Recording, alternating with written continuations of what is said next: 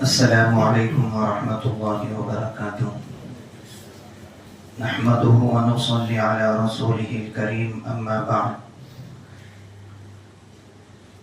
اللهم صل على سيدنا محمد وعلى آل سيدنا محمد وبارك وسلم. محترم دوستوں اور بزرگوں،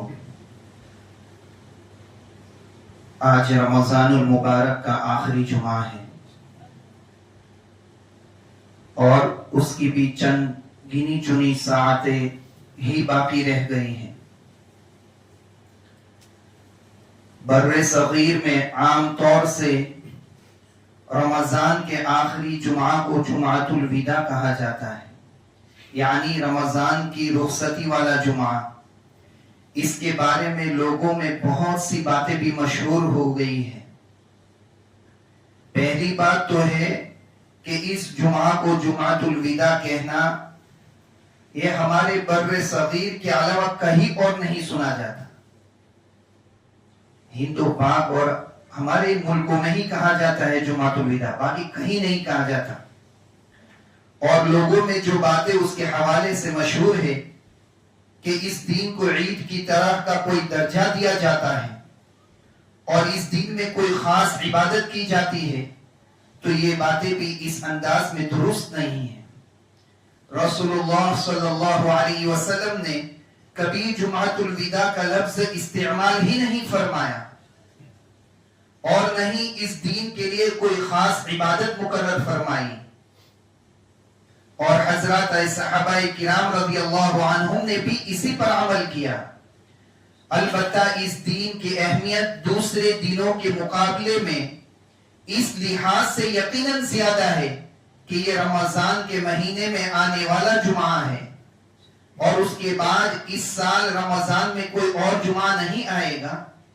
ویسے تو رمضان میں ہر جمعہ کا دن برکتوں والا ہوتا ہے، لیکن اس دن کی یہ خصوصیت ہے کہ اس کے بعد آئندہ رمضان تک برکتوں والا جمعہ نصیب نہیں ہوگا. اس لحاظ سے اس کی اہمیت محسوس کرنی چاہیے اور جس قدر اس دین میں ہو سکے اللہ تعالیٰ کی عبادت کرنی چاہیے، اللہ جل جلالہ کی طرف رجوع کرنا چاہیے، لیکن اس عبادت میں بھی کسی خاص طریقوں کو متعین نہیں کرنا چاہیے.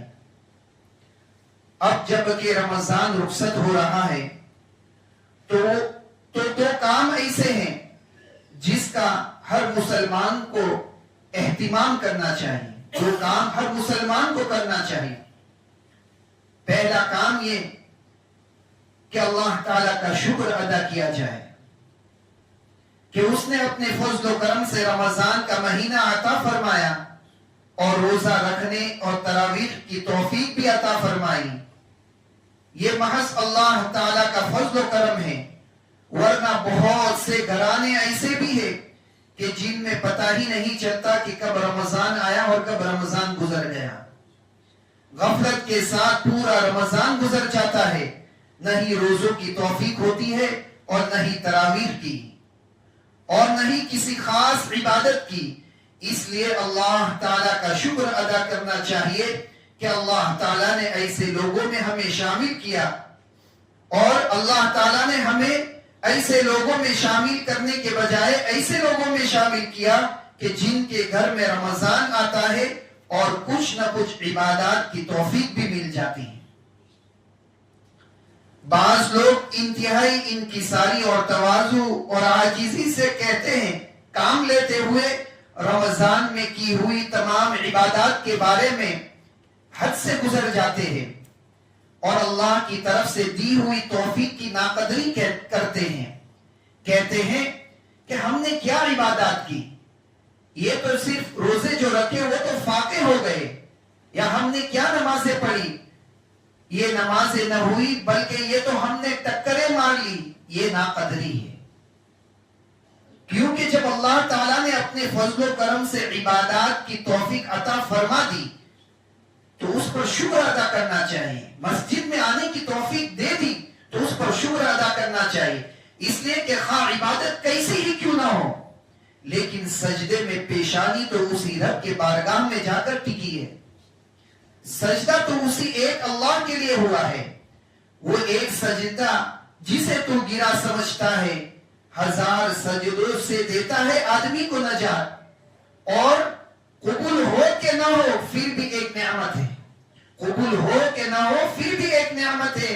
وہ سجدہ جس کو تیرے آستان سے نسبت ہے, خدا کے گھر سے جس سجدے کی نسبت ہے. لہذا اس مہینے میں اللہ جل جلالہ کی طرف سے عبادت کی توفیق مل جائے تو اس کو معمولی تصور نہیں کرنا چاہیے, بلکہ اس توفیق پر اللہ تعالیٰ کا شکر ادا کرنا چاہیے کہ اس نے عبادت کی توفیق عطا فرما دی. اور یہ بات بھی اپنی جگہ ایک مسلم حقیقت ہے کہ ان عبادات میں سے کوئی عبادت بھی ایسی نہیں ہے جس کو ہم نے پورے خشوع اور خضوع اور آداب کے ساتھ اس انداز میں کیا ہو جس طرح کہ اس کا حق تھا. اس لیے یہ سمجھے کہ اللہ تعالیٰ کی طرف سے توفیق ایک شامل حال تھی, لیکن ہماری طرف سے کوتاہیاں اور غلطیاں تھیں. اس لیے دوسرا کام یہ ہے, پہلا کام اللہ کا شکر ادا کرنا, جو بھی عبادت ہم نے کی اس پر اللہ کا شکر ادا کرنا. دوسرا کام یہ کہ استغفار کریں کہ یا اللہ آپ نے اپنے فضل و کرم سے ہمیں عبادت کی توفیق تو عطا فرما دی تھی, لیکن ہم سے اس میں کوتاہیاں ہوئی اور ہم عبادت کو صحیح طریقے سے ادا نہیں کر سکے, اس لیے ہمیں معاف فرما دے. اور اللہ کی سنت ہے کہ بندہ جب بھی کوئی عمل کر کے اللہ تعالیٰ سے استغفار کرتا ہے تو اللہ تعالیٰ اس کی استغفار کے بدولت اس کی غلطیوں کو معاف کر کے اس کو اپنی بارگاہ میں قبولیت کا مقام عطا فرما دیتے ہیں. اس لیے دیکھو, نماز کے بعد ہم سب سے پہلے کیا کہتے ہیں؟ سلام پھرنے کے بعد اللہ اکبر استغفر اللہ کہتے 3 مرتبہ. تو اللہ سے ہم کہہ رہے ہیں کہ اللہ یہ ہماری عبادت ہم نے جو کی اس سے بھی تو بڑا ہے, ہماری عبادت کوئی بڑی نہیں, اور ہم نے تیری عبادت کر کے کوئی بڑا کام نہیں کر دیا, اس لیے کہتے ہیں اللہ اس سے بھی بڑا تو ہے. اللہ اکبر. پھر کہتے ہیں اللہ آپ نے جو توفیق دے دی اور ہم نے جو نماز پڑھ لی جیسی پڑھنی تھی ویسی نہیں پڑھی, اس لیے ہم کہتے ہیں اللہ معاف کر دے, استغفر اللہ استغفر اللہ. اللہ تعالیٰ نے نیک مسلمانوں کا ذکر کرتے ہوئے فرمایا کانوا قلیلا من اللیل ما یہجعون وبالاسحار هم یستغفرون, کہ یہ ایسے لوگ ہیں جو رات میں کم سوتے ہیں اور سحری کے وقت میں استغفار کرتے ہیں. رات کو کم سونے کا مطلب یہ ہے کہ رات کے اکثر حصے میں اللہ تعالیٰ کی عبادت کرتے ہیں, جس کی وجہ سے سونا کم ہوتا ہے, پھر صبح کو اٹھ کر اللہ تعالیٰ کے حضور استغفار کرتے ہیں. حضرت عائشہ رضی اللہ تعالیٰ عنہ نے دریافت کیا, یا رسول اللہ صلی اللہ علیہ وسلم, یہ لوگ تو ساری رات عبادات میں گزار دیتے ہیں, پھر صبح کے وقت استغفار کیوں کرتے ہیں؟ آپ صلی اللہ علیہ وسلم نے جواب میں فرمایا کہ رات میں کی جانے والی عبادت میں ان سے جو کوتاہیاں ہوئی ہیں اس کی وجہ سے استغفار کرتے ہیں کہ اللہ ہم آپ کی توفیق سے آپ کی بارگاہ میں عبادت کے لیے کھڑے تو ہو گئے تھے, لیکن جس طرح عبادت کرنی چاہیے تھی اس طرح ہم کر نہیں پائے, اس لیے آپ کی بارگاہ میں ہم استغفار کرتے ہیں. اسی طرح قرآن مجید میں نیک لوگوں کی صفات بیان کرتے ہوئے اللہ تعالیٰ نے فرمایا وَالْمُسْتَغْفِرِينَ بِالْأَسْحَارِ, اور صبح کے وقت میں استغفار کرنے والے ہیں. یہ اللہ تعالیٰ کی طرف سے ہمیں عبادت کا ایک ادب سکھایا گیا ہے کہ اللہ تعالیٰ کی طرف سے اگر عبادت کی توفیق مل جاتی ہے تو اس پر اللہ کا شکر ادا کرو, لیکن ساتھ ہی اس عبادت میں ہونے والی کوتاہی پر اس کی بارگاہ میں استغفار بھی کرو. ان 2 کاموں کے کرنے کے نتیجے میں اللہ تعالیٰ کی ذات سے قوی امید ہے کہ اپنی بارگاہ میں اس عبادت کو قبول فرما لیں گے. دوسری بات یہ کہ رمضان کا آخری وقت چل رہا ہے, اس وقت کی قدر کرنی چاہیے. اس لیے جس کو اس مہینے میں عبادات اور دیگر نیک کاموں میں لگنے کی توفیق نہیں ہوئی اس کے لیے ابھی بھی دروازہ کھلا ہے. رمضان ختم نہیں، رمضان ختم ہونے میں تقریباً ابھی 2 دن باقی ہے. 2 دن تو بہت بڑی بات ہے. اگر اللہ تعالیٰ چاہے تو ایک لمحے میں بھی کسی کی کایا پلٹ سکتے ہیں. اس لیے جس کو موقع نہیں ملا وہ اس قیمت کو، اس وقت کو غنیمت جان کر اس موقع سے فائدہ اٹھا لے. اب بھی اللہ تعالیٰ کی طرف سے دروازہ کھلا ہے، جس کا ذکر اللہ تعالیٰ نے قرآن مجید میں فرمایا، یا ایھا الذین آمنوا توبوا الی اللہ توبۃ نصوحا، کہ اے ایمان والو اللہ کے حضور خالص توبہ کر لو. اللہ تعالیٰ بڑے پیار سے فرما رہے کہ توبہ کر لو. اللہ تعالیٰ نے توبہ کا دروازہ اس وقت تک مکمل طور پر کھلا رکھا ہوا ہے جب تک کہ نزا کی کیفیت طاری نہیں ہوتی. اس لیے جس وقت بھی کسی کو تنبیہ ہو جائے، خبردار ہو جائے، تو اللہ کی طرف لوٹ کر اس کے حضور توبہ کر لے. کیونکہ اللہ کی طرف سے یہ پیغام ہے کہ باز آ، ہر آنچے ہستی باز آ، گھر کافر و گھر بت پرستی باز آ، ایدر کے مادر کے نو امیدی نیست، 100 بار اگر توبہ شکستی باز آ. واپس آ جاؤ، جیسے بھی ہو میری طرف لوٹ کر آؤ. یہاں تک کہ اگر کافر اور بت پرست بھی ہو پھر بھی میری طرف لوٹ آؤ. ہماری یہ درگاہ، ہمارا یہ در نا امیدی والی درگاہ نہیں ہے. اگر 100 مرتبہ بھی توبہ توڑ چکے ہو تو بھی میرے پاس آ جاؤ. یہ ایک حدیث کا مضمون ہے. فارسی میں اس کے اشعار تھے. ایک حدیث کا مضمون کہ رسول اللہ صلی اللہ علیہ وسلم نے فرمایا، ما اصر من استغفر وان عاد 100 مرہ، جو شخص اللہ تعالیٰ سے استغفار کرتا رہتا ہے اللہ تعالیٰ اس کو گناہوں پر اصرار کرنے والوں میں شمار نہیں فرماتے، اگرچہ اس نے ایک گناہ 100 مرتبہ ہی کیوں نہ کیا ہو. اس لیے جو شخص اللہ تعالیٰ سے رجوع کر کے اپنے گناہوں کی معافی مانگتا رہے اس کو گناہوں پر اصرار کرنے والوں میں شمار نہیں کیا جاتا. اس سے جب بھی گناہ ہو جاتا ہے تو اللہ تعالیٰ کے حضور توبہ کرتا ہے کہ اللہ کہ شیطان کے بہکاوے میں آ کر مجھ سے گناہ ہو گیا ہے، میں اس گناہ سے توبہ کرتا ہوں، مجھے معاف فرما دیجیے.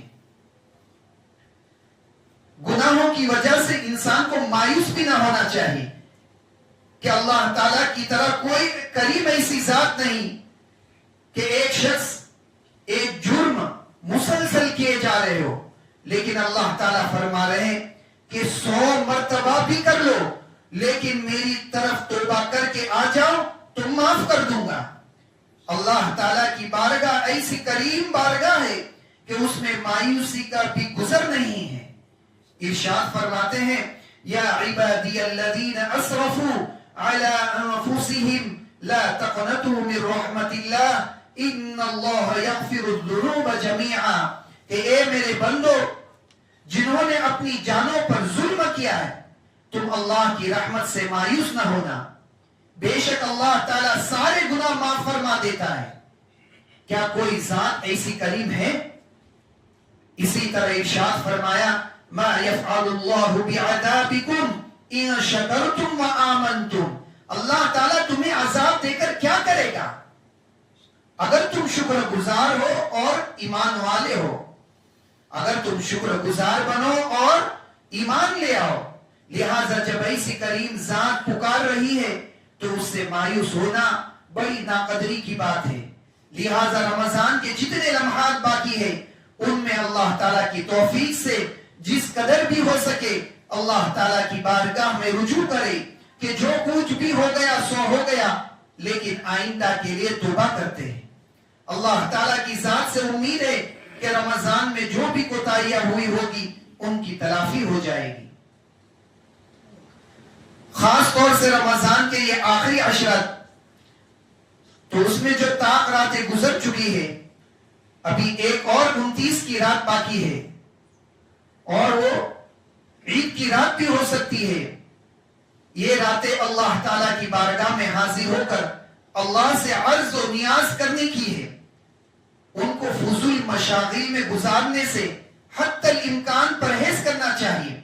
بعض لوگ ان راتوں کو عید کی تیاری میں گزار دیتے ہیں, بازار کے چکر لگائے جاتے ہیں اور اللہ تعالیٰ کی معصیت پر اور اللہ تعالیٰ کی معصیت میں یہ راتیں گزار دیتے ہیں.